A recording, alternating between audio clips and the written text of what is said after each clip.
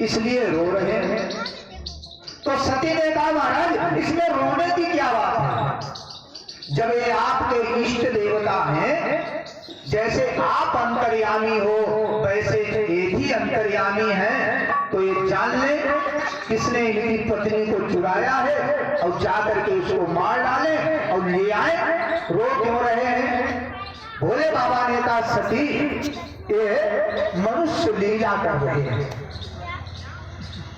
सती को बार बार भोले बाबा समझा रहे हैं सती, लेकिन सती के मन में विश्वास नहीं आ रहा है। भोले बाबा भी थक गए समझाते समझाते। और वैसे संसार में आप सबको समझा सकते हो, लेकिन दो लोगों को समझाना बहुत मुश्किल है, बहुत मुश्किल है। एक तो अपने पड़ोसी को आप कितना भी कुछ करो, लेकिन अपने पड़ोसी को आप समझा नहीं पाएंगे। और दूसरा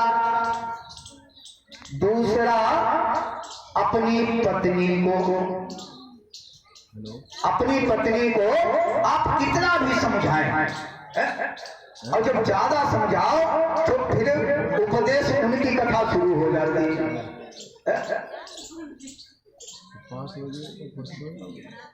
पत्नी को तो और हमारी आपकी तो औकात क्या है? भोले बाबा नहीं समझा पाए सती मैया को, तो हम लोग तो बहुत साधारण हैं। आज भोले बाबा जब हार गए समझा करके, तो सती से कहा अगर तुम्हारे मन में संदेह है तो जाकर के परीक्षा ले लो। अब सती ने विचार किया परीक्षा ले, ये बात सही। अब क्या करें? तो सती ने क्या किया, इस समय सीता के वियोग में है, तो सती ने क्या किया, धरी सीता कर रूप, सीता का ही रूप बना दिया। और आज तक सीता कभी राम के आगे नहीं चली कहीं। और वैसे भी यात्रा में पत्नी को अगर रामचरितमानस आप पढ़ें तो आप समझ जाएंगे कहाँ पत्नी को आगे रखना है और कहाँ पीछे रखना है और कहाँ साथ रखना है। एक प्लेटफार्म पर ट्रेन आने में विलंब था, एक बाबा जी ने अपनी रामायण निकाली और रामायण निकाल करके बाबा जी पढ़ने लगे। तब तक वहां एक नव दंपत्ति आया जिसकी अभी अभी शादी हुई थी, और उसने बाबा जी को रामायण पढ़ते हुए देखा। उसने बाबा जी से कहा महाराज क्या पढ़ रहे हो, क्या है इसमें? अरे ये उपन्यास पढ़ो, देखो इसमें कितना सस्पेंस भरा हुआ है। बाबा जी कुछ नहीं बोले, अपनी रामायण पढ़ते रहे। ट्रेन आई, दैवात उस नव दंपत्ति का भी बाबा जी वाले डिब्बे में रिजर्वेशन था। सो बाबा जी चढ़ गए और वो व्यक्ति भी चढ़ गए। ट्रेन जो है वो छूट गई। अब वो चिल्लाया अरे कोई जंजीर खींचो।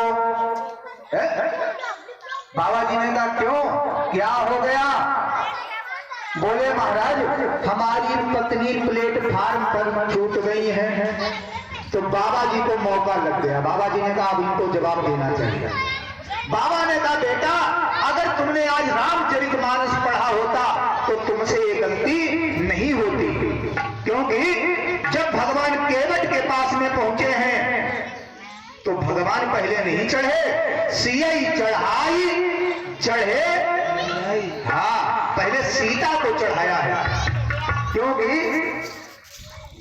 जब सवारी पे बैठने का नंबर हो तो पहले पत्नी को चढ़ाओ।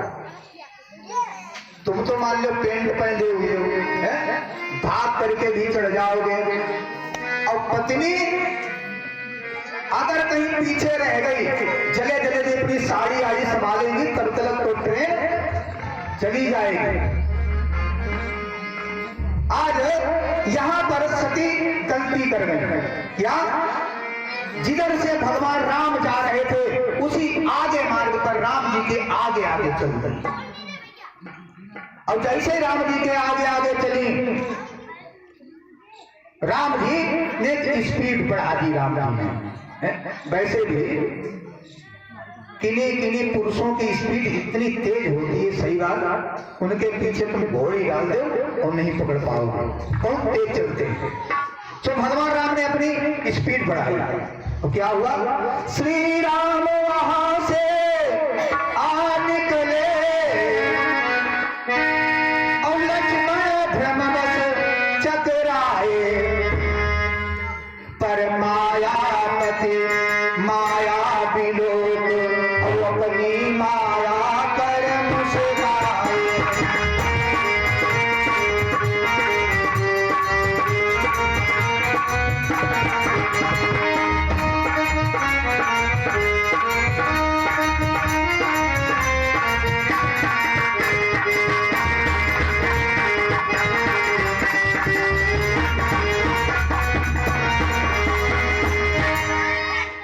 भगवान राम आगे आकर के सती को प्रयास करके निकल गए, और लक्ष्मण ने देखा, क्योंकि भगवान राम ब्रह्म है और लक्ष्मण जीव है।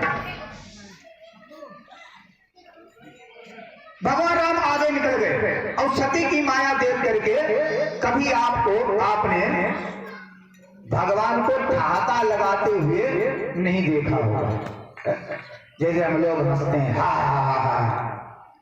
भगवान ऐसे कभी नहीं हंसता, केवल एक तो भगवान कब मुस्कुराते हैं, जब जिसको भगवान उठाना चाहे और समाज के लोग गिराना चाहते हैं, तो भगवान को हंसी आती है। और दूसरा, जिसे भगवान गिराना चाहते हैं और समाज के लोग उठाना चाहें, तो भगवान को हंसी आती है। आज भगवान ने सती को देखा तो मुस्कुरा दिए और आए प्रेम से प्रणाम किया,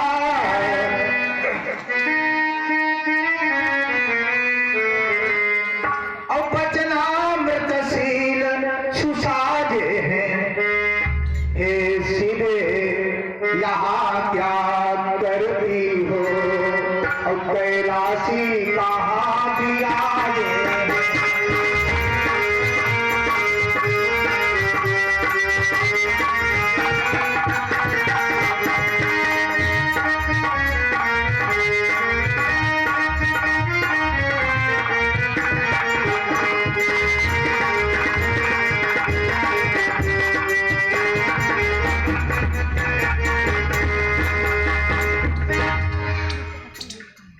भगवान ने आकर के और सती मैया को प्रणाम किया। जैसे प्रणाम किया, लक्ष्मण ने कहा अभी भाभी को हुए हुए ज्यादा दिन नहीं हुए, और भैया देखो भाभी को प्रणाम कर रहे, पैर छू रहे हैं कि अब नहीं गुस्सा होकर के जाना। आज लक्ष्मण जो है वो भ्रम में पड़ गए। भगवान ने कहा कि ऐ सती कहो बहोरी कहां वृष केतु। भगवान राम ने कहा ऐ सती मैया तुम ये बताओ कि भोले बाबा को कहां छोड़ आई हो। वृष माने धर्म, वृष माने होता है